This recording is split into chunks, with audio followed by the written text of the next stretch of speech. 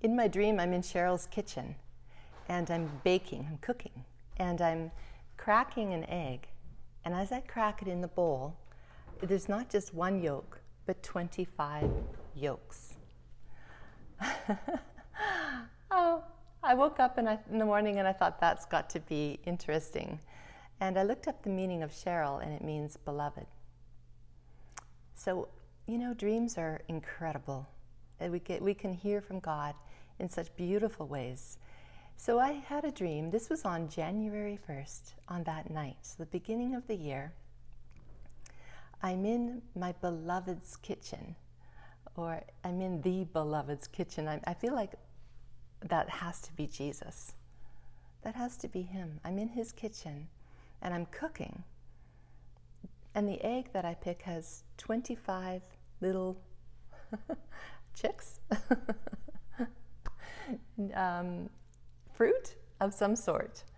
And I'm thrilled with that. I'm like, wow, I think 2021 could be a fruit-bearing year, a productive year of some sort. And I know that, even last time I was talking about waiting and waiting, but if I think about that dream, that gives me encouragement, We're looking here, we're in Colossians 1, in verse 10, and it was talking about receiving, in verse 9, God's pleasure over our lives.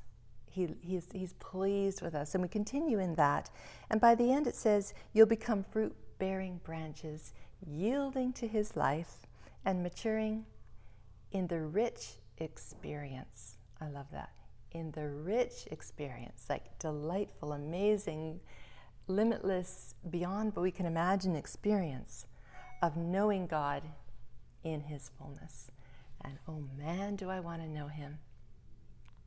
This morning I was in my hot tub, and where I spend time with the Lord, and it was incredible. I was just loving him. My heart was like almost bringing me to tears was as I sat there and I said, I love you. I love you. And my quiet times with him are more and more just that, being loved by him and loving him.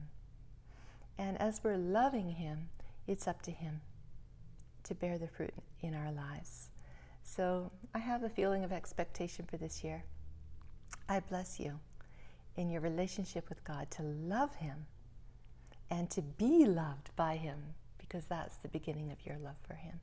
So be caught up in the flow of his pleasure over your life and in his love for you, that your heart might open. I bless your heart to open and reciprocate and be caught up in the circle of love in the Trinity. It's a beautiful and rich experience. And I bless you to, from that place, know God in his fullness, bit by bit, more and more, increasingly. And I bless you just to allow him to bear fruit in your life. Have an incredible day. You're so loved. You're so loved. Yeah, be blessed today, and thanks for listening.